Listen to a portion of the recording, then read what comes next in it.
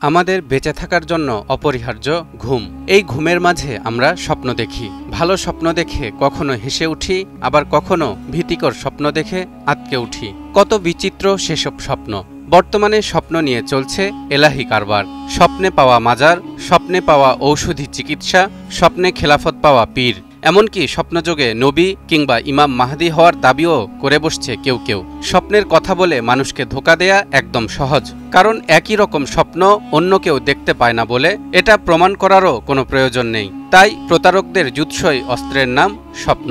কিন্তু দর্শক, কখনো কি ভেবে দেখেছেন আমরা কেন স্বপ্ন দেখি?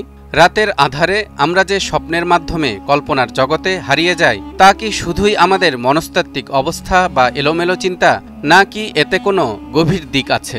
আজকের ভিডিওতে আমরা স্বপ্ন দেখার বৈজ্ঞানিক এবং ইসলামিক দৃষ্টিভঙ্গি নিয়ে আলোচনা করব। সেই সাথে জানাবো স্বপ্নের ব্যাখ্যা অনুসারে আমাদের কি করা উচিত আর কি করা উচিত নয়। চলুন শুরু করি। স্বপ্ন দেখা আমাদের মস্তিষ্কের একটি গুরুত্বপূর্ণ প্রক্রিয়া। গবেষণায় দেখা গেছে স্বপ্ন মূলত আমাদের ঘুমের র্যাপিড আই মুভমেন্ট পর্যায়ে ঘটে।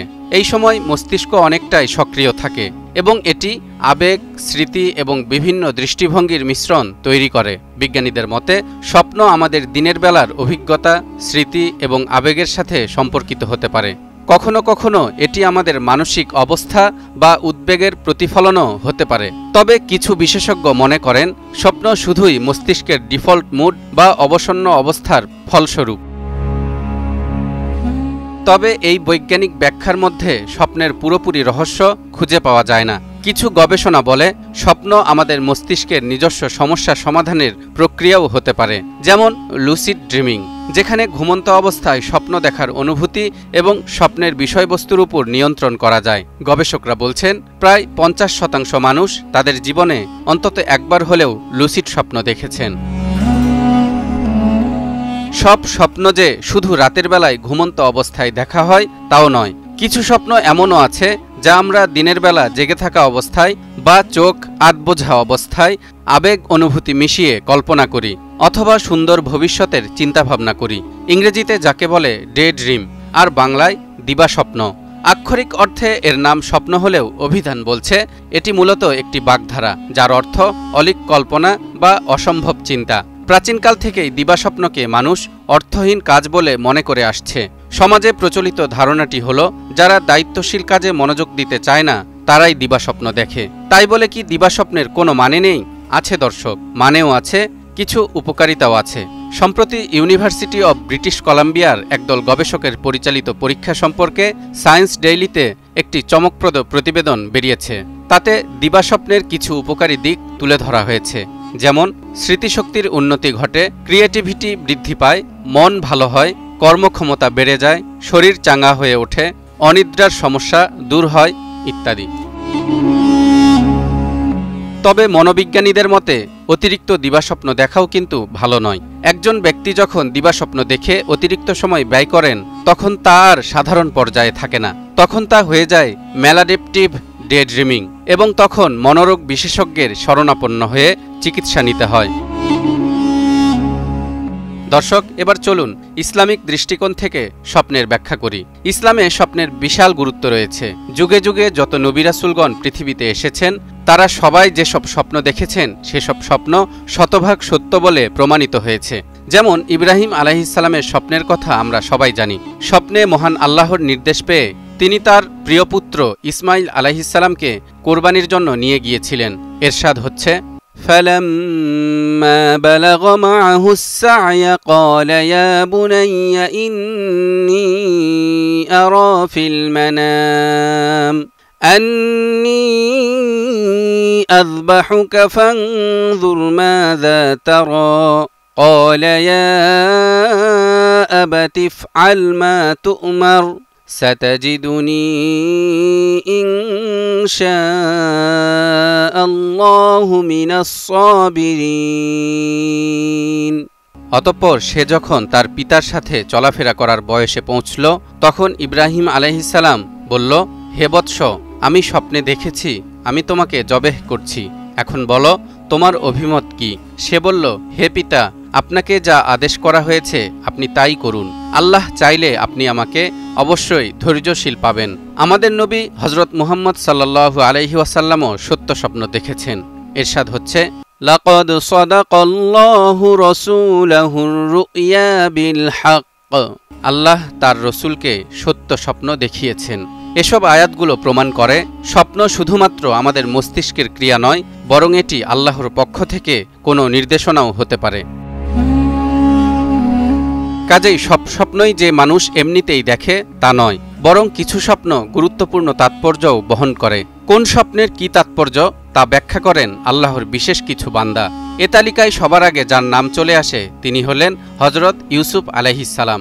ইরশাদ হচ্ছে, ওয়াদাখালা মাআহুস সিজনা ফাতায়ান قال أحدهما إني أراني أعصر خمرا وقال الآخر إني أراني أحمل فوق رأسي خبزا تأكل الطير منه نبئنا بتأويله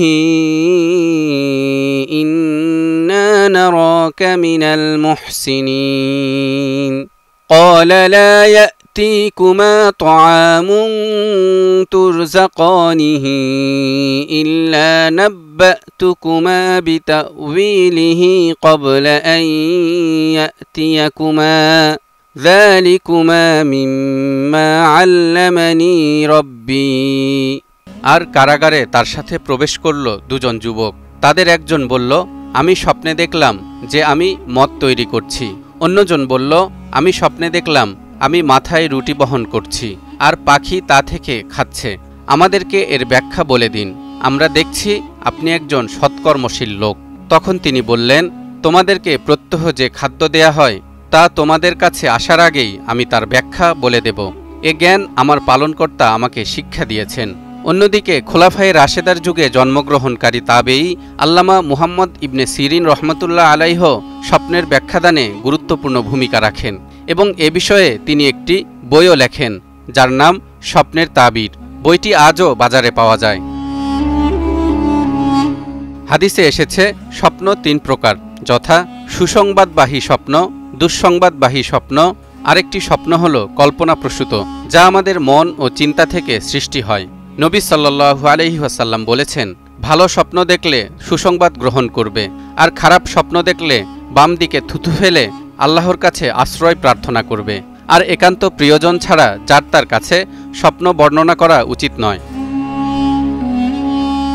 দর্শক, যার তার কাছে যেমন স্বপ্নের কথা বলা যায় না, ঠিক তেমনি যার তার কাছ থেকে স্বপ্নের ব্যাখ্যাও জানতে চাইবেন না, এতে আপনার জীবন হুমকির মুখে পড়তে পারে। এ প্রসঙ্গে একটি চমৎকার সত্য গল্প বলে আজকের ভিডিও শেষ করব। ইসলামের ইতিহাসে বর্ণিত আছে, একদিন বিচারপতি শরীক বিন আবদুল্লাহ বাদশাহ মাহদির দরবারে গেলেন। খলিফা তাকে দেখেই একজনকে নির্দেশ দিলেন, তরবারি দিয়ে বিচারপতিকে আক্রমণ করো। বিচারপতি শরীক বিন আবদুল্লাহ বললেন, হে আমিরুল মুমিনিন, আমার অপরাধটা কি? বাদশাহ বললেন, আমি স্বপ্নে তোমাকে আমার দরবারে উপস্থিত হয়ে অন্যদিকে মুখ ফিরে থাকতে দেখেছি। আমার এ স্বপ্ন তাবিরকারকের নিকট বর্ণনা করলে সে আমাকে বলেছে, তুমি প্রকাশ্যে আমার আনুগত্য দেখাও আর আড়ালে আমার বিরোধিতা করো, তাই তোমাকে হত্যা করব। জবাবে শরীক ইবনে আবদুল্লাহ বললেন, আল্লাহর কসম, আপনার স্বপ্ন নবী ইব্রাহিম আলাইহিস সালামের স্বপ্ন নয়, আর তাবিরকারী অর্থাৎ ব্যাখ্যাদাতা ইউসুফ আলাইহিস সালামের মতো নবী নয়। কাজেই এমন মিথ্যা স্বপ্ন আর উদ্ভট ব্যাখ্যার ভিত্তিতে আপনি একজন মুমিন মুসলমানের গর্দান উড়িয়ে দিবেন, এ কথা শুনে বাদশাহ মাহদী লজ্জিত হন এবং বলেন, তুমি এখান থেকে বেরিয়ে যাও। স্বপ্ন এমন এক রহস্যময় অভিজ্ঞতা যা আমাদের শারীরিক, মানসিক এবং আধ্যাত্মিক জীবনে গভীর প্রভাব ফেলতে পারে। বৈজ্ঞানিক দৃষ্টিকোণ থেকে যতই এটির ব্যাখ্যা করা হোক, ইসলাম এই বিষয়ে আরও গভীর ও আধ্যাত্মিক দৃষ্টিভঙ্গি প্রদান করেছে। তাই অর্থবহ স্বপ্নগুলোকে গুরুত্ব দিয়ে বিবেচনা করুন এবং সর্বদা আল্লাহর কাছে আশ্রয় প্রার্থনা করুন। তালহা ইবনে রেজা, নিউজ 24।